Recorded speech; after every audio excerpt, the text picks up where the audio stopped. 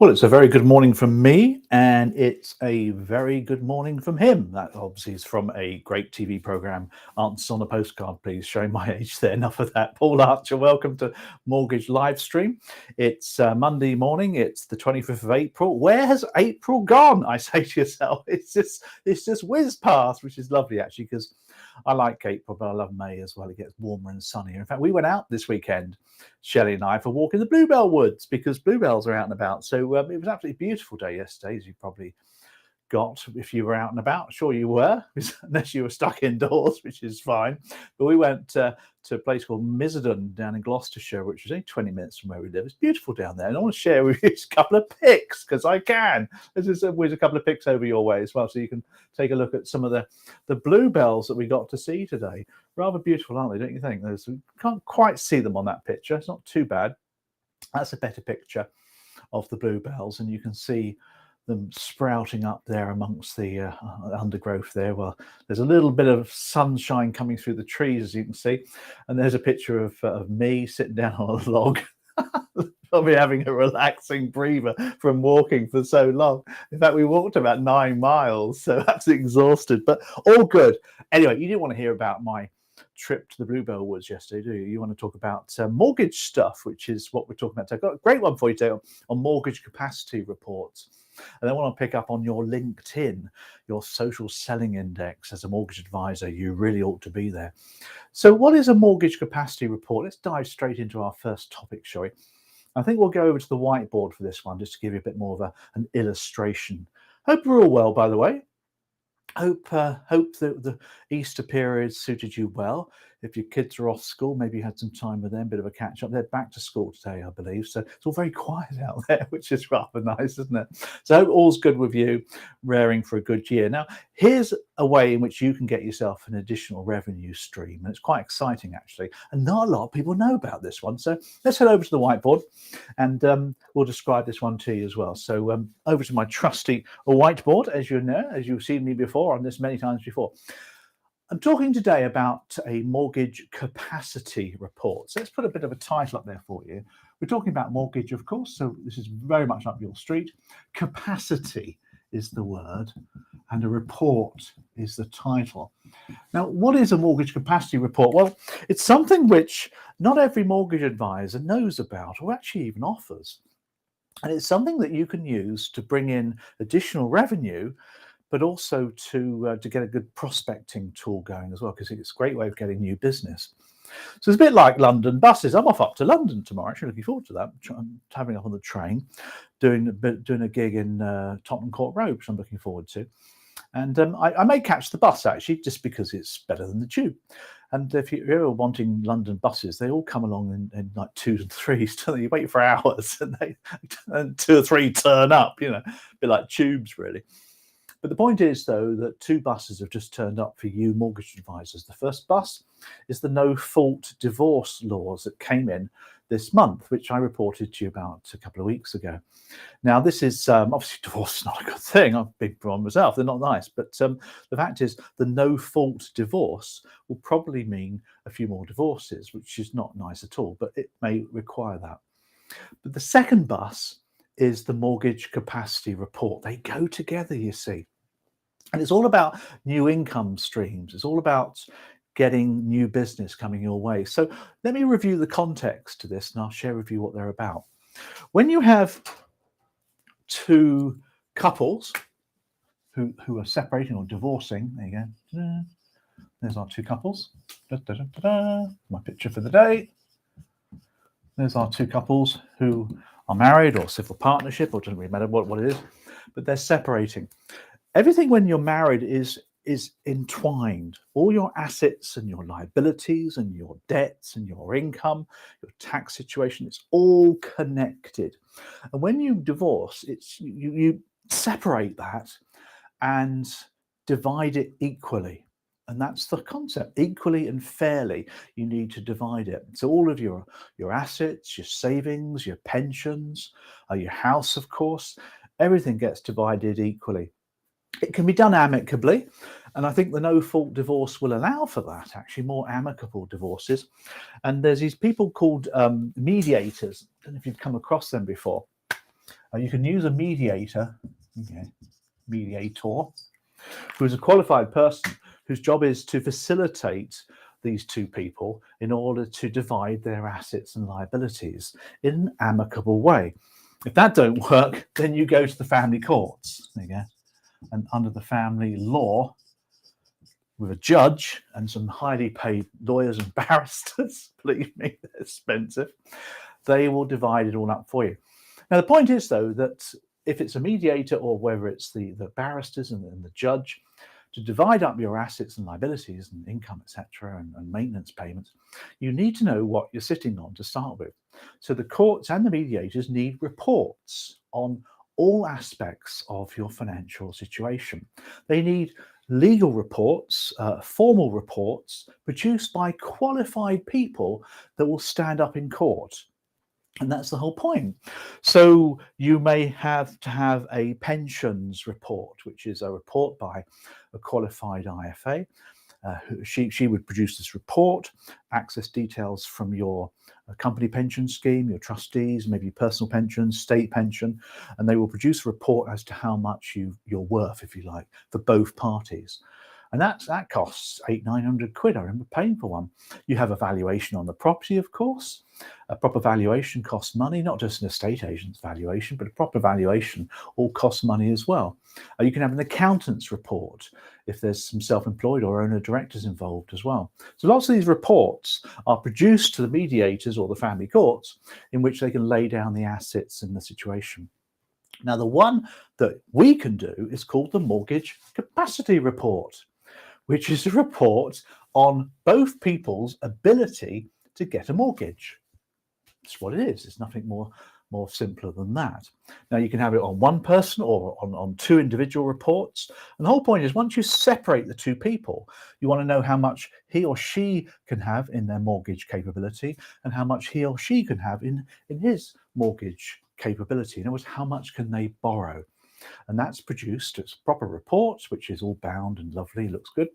And then you charge for it. And that's the Mortgage Capacity Report. It's actually not that much more complicated than that. But obviously, if you're going to put a price tag on something, you've got to make it look good and feel good and taste good and all those good things. So how does it differ, though? This is the biggest question people ask me. How does it differ, Paul, from a DIP, from a decision in principle or an agreement in principle, which is quite easy to do? Well, it differs, I think, in 4 ways. So let's just put our little report up here for you. So we've got this Mortgage Capacity Report. There you go. Mortgage Capacity Report, which you do on one or either of them or both of them on their mortgage capability. It differs in 4 ways. Number 1, you charge for it. That's a big one, really, isn't it?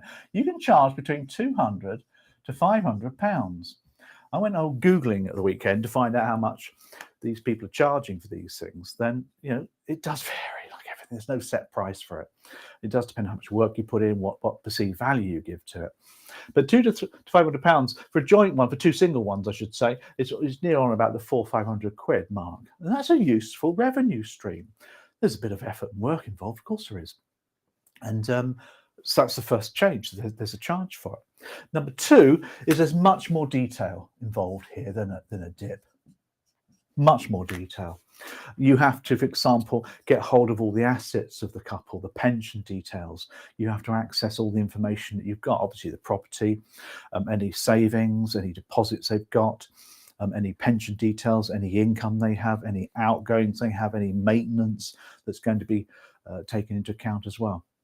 So there's an awful lot of detail that goes into this that you have to collect in order to determine your mortgage capacity report. But on the face of it, it really is just how much can A borrow and how much can B borrow. What sort of property could they purchase with the deposit they've got available? Could they afford to do an equity, transfer of equity to buy one partner out? So it's just a report based upon that, really. So that's the second reason. Number 3 is it has to be done by a qualified, person, a qualified advisor. Now, I was watching or having a look at one website which is selling these things from a IFA, and she's also a mortgage advisor as well, mortgage broker. And on the first page of this report, she gave a specimen online. The whole page had all of her qualifications on it, which is pretty impressive, actually. Here's her name and address, etc.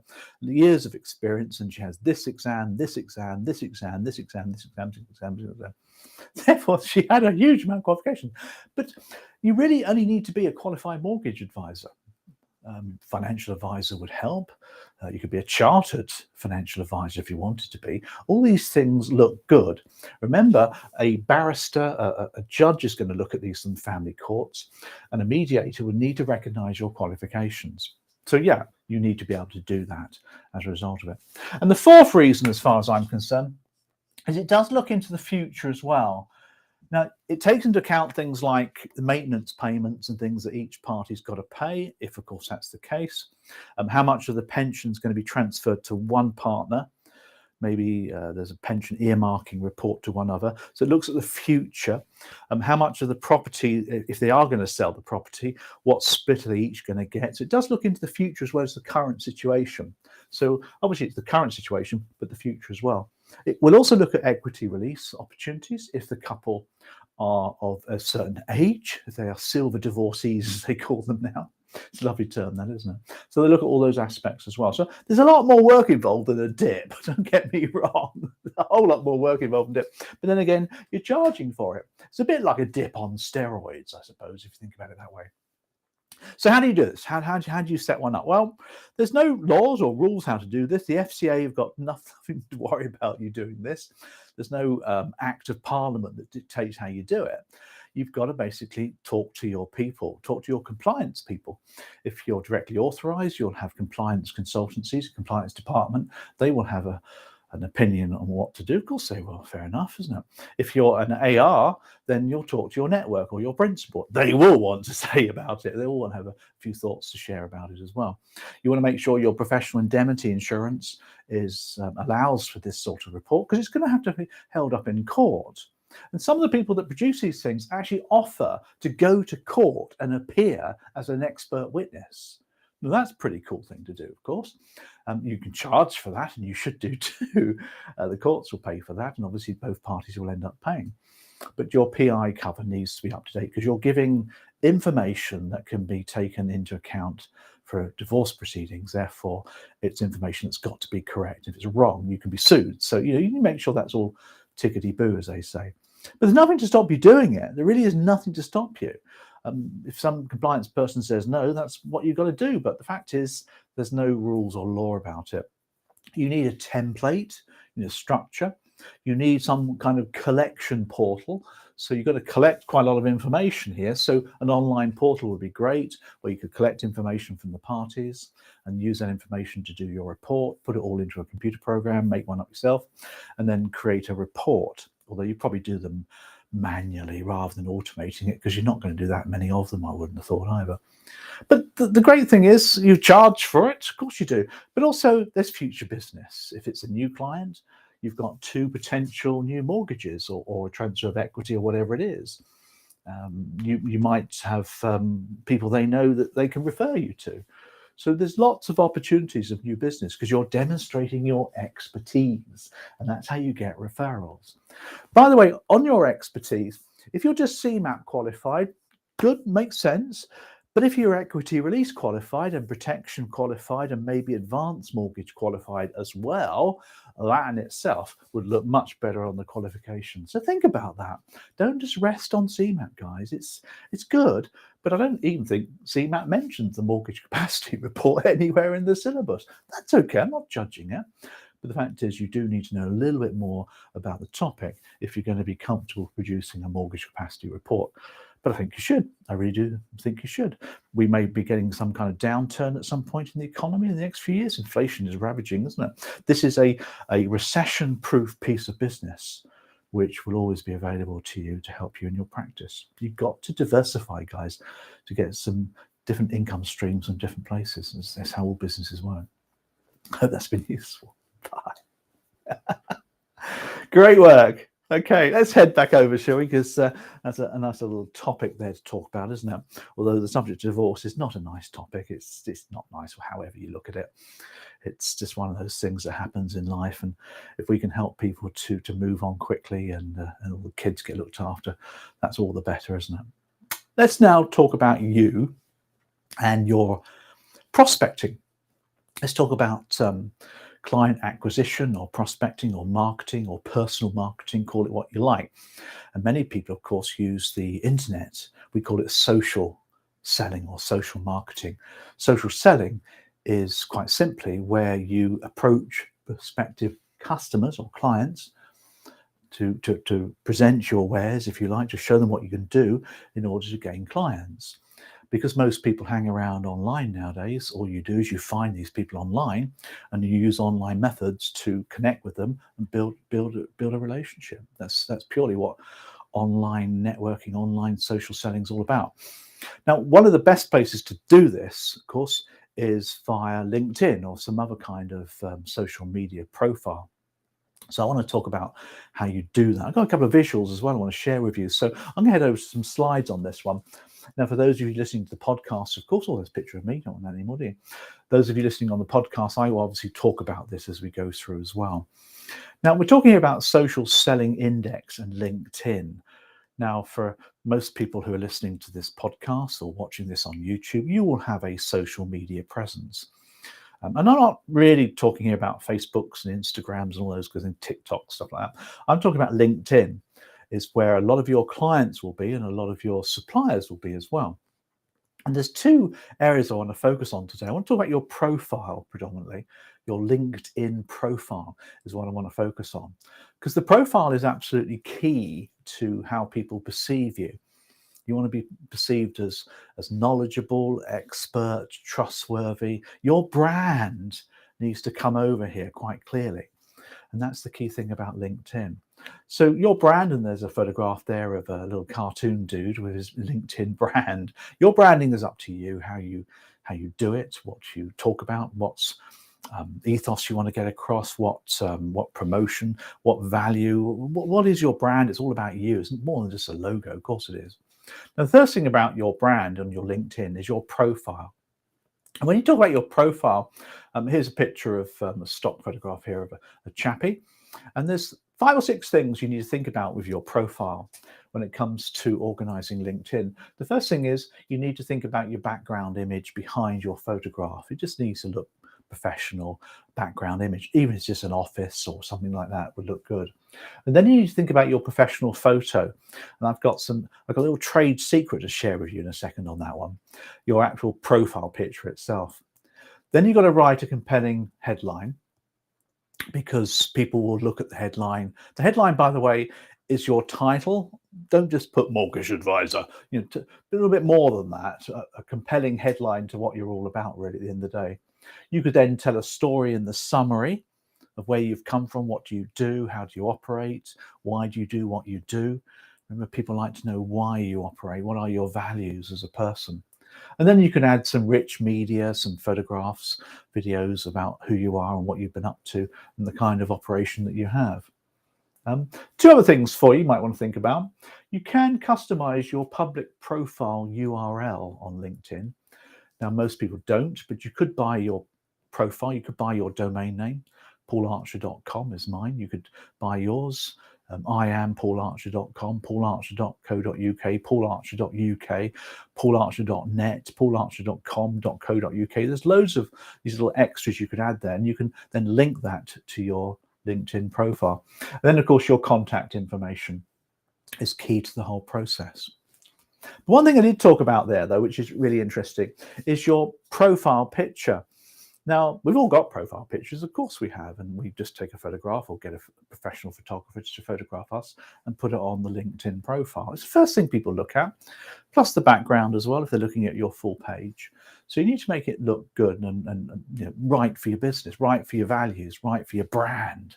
And there's a lovely site called Photo Feeler. I'll share this one with you. You might be interested in this one. Let's put it up side by side so you can see me as well, called Photo Feeler. Now, Photo Feeler is a site which gets your peers to judge your photograph.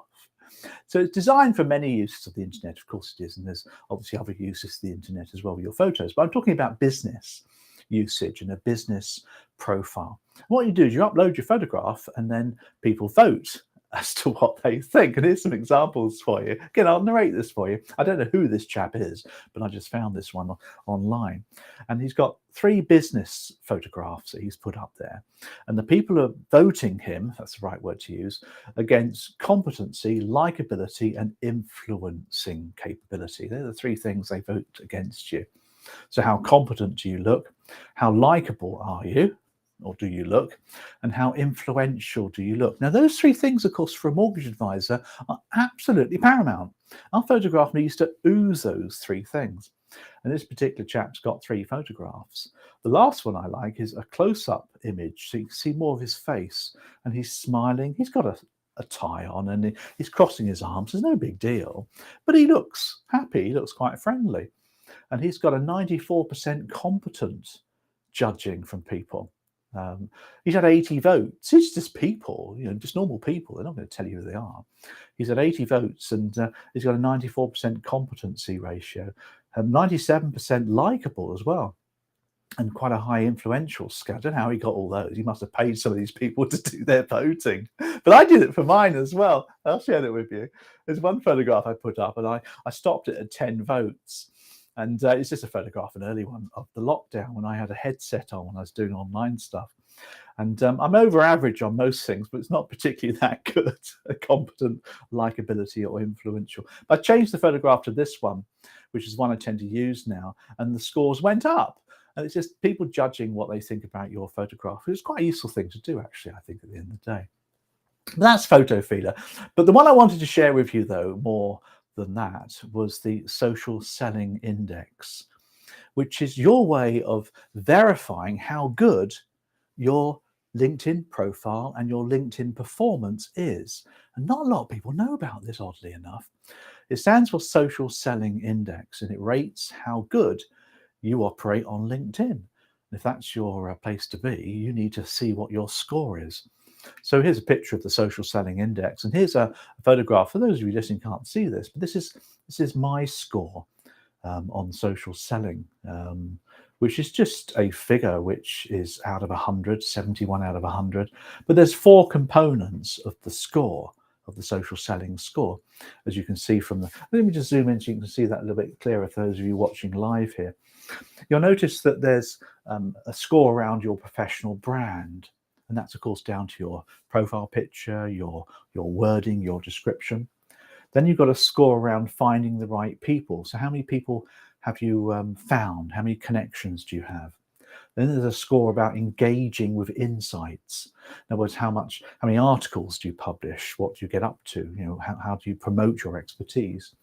And the last one there is a score around building a relationship. So how much activity do you have about talking to people, commenting, connecting with people? So those 4 things it judges you against, if you like, and you can then see how your score appears. But what it will also do is recommend to you how you can increase your score. And if you want to do that, it's great. If you don't, fine. I'm not saying you should, but I think to be able to have a good LinkedIn profile is a very good first step as a professional mortgage advisor. And I got some work to do on various parts of my LinkedIn profile. But the fact is, I use LinkedIn massively for my business because I'm mostly business to business, B2B. That's how I operate. So LinkedIn is a core marketing campaign tool for us.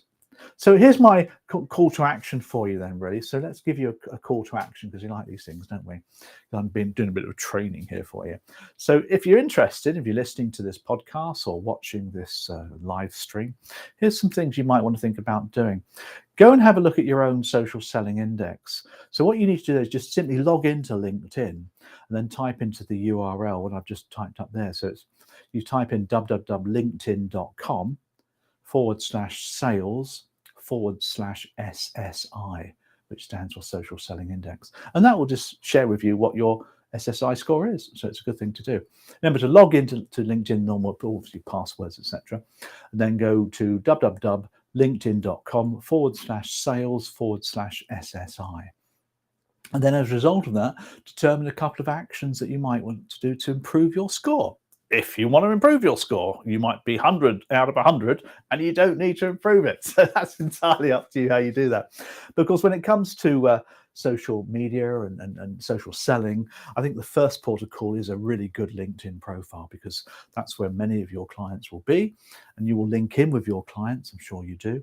You may not find new people there. You might use Facebook to contact people, use Facebook advertising maybe. You might use YouTube, Google AdWords, all sorts of different ways of finding your clients. It all depends on where they hang out at the end of the day. My clients hang out on LinkedIn, which is why I use it a lot. So Social Selling Index. And don't forget photofeeler.com if you're feeling brave. I must admit, when I put my photo up there, I was a little bit nervous what people were going to say about me. But then again, I'm human like everybody else, like you are too. Let's finish at that, shall we? Let's wrap up things. What's going on in our world? Well, we're continuing our free, we like free, don't we? Free's in budget. We're continuing our CMAP 3 audio on Saturday morning at 10 o'clock. We've got 7 or 8 more sessions to do over the rest of the summer.